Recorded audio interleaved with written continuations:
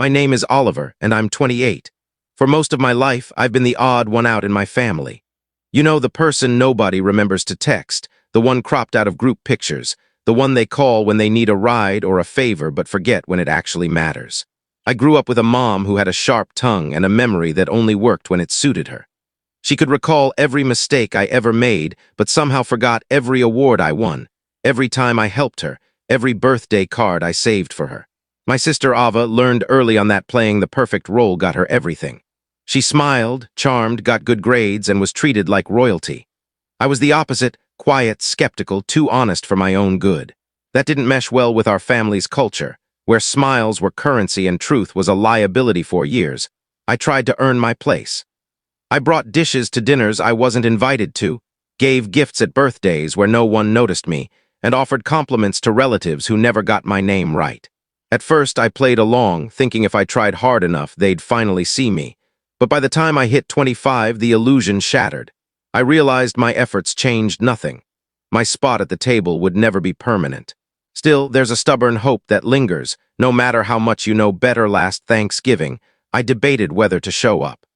My cousin Maya was the only person in that whole extended family who treated me like a human being. 2 years younger but wiser than half the adults in the room, she and I grew close over the years. Late-night texts, honest phone calls, real check-ins. When she messaged me the day before Thanksgiving, saying, "You should come. I saved you a seat," I decided to go.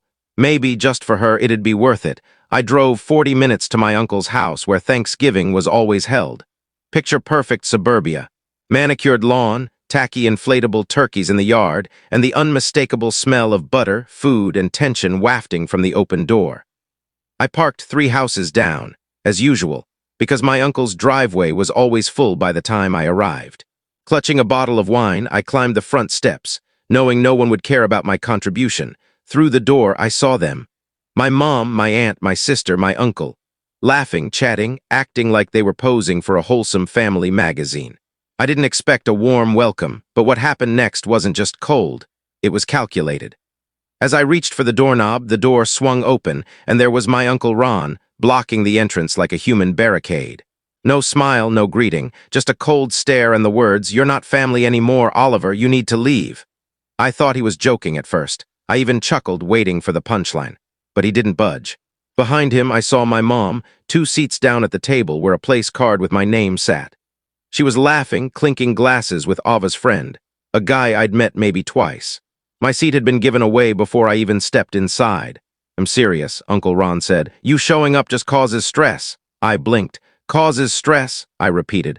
"I haven't even walked in," he gave a fake, pitying shrug.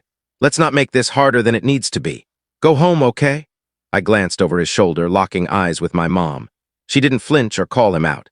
She just raised an eyebrow and sipped her wine like she was watching a mildly interesting TV show. For a moment, I considered pushing back, raising my voice, making a scene. But I didn't. Instead, I did something that surprised even me. I nodded, turned around, and walked away. Down the steps, still holding the bottle of wine, I got in my car and drove 2 blocks before pulling over. My hands were shaking, not with anger, but with something colder, something final. I'd seen everything I needed to see. I wasn't their family. I was a placeholder, a punchline, someone to criticize when they needed a target and ignore when they needed a seat filler. But here's the thing, I had something they didn't know about. For months, I'd been preparing for the moment I'd stop trying. Maya and I had talked about it during late-night calls, sharing stories of being dismissed, overlooked, manipulated. She wasn't as vocal about it, but she saw it too. The hypocrisy, the favoritism, the control beneath every family gathering. She once told me that breaking the illusion would take one big move. So I made it. I pulled out my phone, opened the message I'd spent weeks perfecting. It wasn't a rant or a guilt trip or a long-winded explanation. It was the truth, laid bare, sent to a select group of people in that house. I hit send. 5 minutes later, parked at the end of their street with the engine idling, I glanced in my rearview mirror. The front door flew open. First, it was Maya, storming out, face red with anger. Then my cousin Daniel, his girlfriend, and my aunt's best friend, the one who always brought dessert and had a soft spot for me. One by one they left. I couldn't hear the words being shouted inside, but I could feel the shift. The illusion was cracking. That was just the start. Maya was the first to call. Her name flashed across my screen as I sat in my car. Ithi's is a test my heart was pounding, not from nerves, but from the weight of what I'd just done. Oliver, she snapped, not even waiting for me to speak. What did you do? You read it, I said. Of course I read it. So did everyone else. Uncle Ron's face is purple. Your mom's trying to play dumb, and Ava's just standing there like she's on another planet. I could hear the wind rushing over her phone. She was walking fast, maybe to her car. She paused, and when she spoke again, her voice softened. Why didn't you tell me you were going to send it? That was the thing. For months, after years of being ignored, dismissed, and talked about behind my back, I'd started collecting evidence, not out of paranoia, but because I was tired of being gaslit. I recorded casual conversations, saved texts, took photos. I had video clips of my mom saying Ava deserved things I'd earned.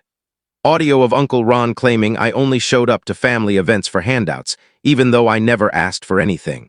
And worst of all, a recording from my last birthday when they forgot I existed despite me sitting right there. The message I sent wasn't just a note, it was a compilation. A 5-minute highlight reel of family hypocrisy, complete with context, timestamps, and just enough silence between the contradictions to let it sink, and I sent it to 7 people. Maya, Daniel, Aunt Laura, my cousin, my mom, Ava, and 2 family friends who always believed the polished version of the family my mom and Uncle Ron sold. I didn't tell you because I didn't want to put you in the middle, I said quietly. Maya let out a shaky breath. I'm already in the middle, but I'm glad you did it. I exhaled, my grip on the steering wheel loosening. You okay? I will be. I'm done with them. Click, I sat in the silence of my car, staring out the windshield as more cars peeled away from the house. A few people stood on the steps, looking confused.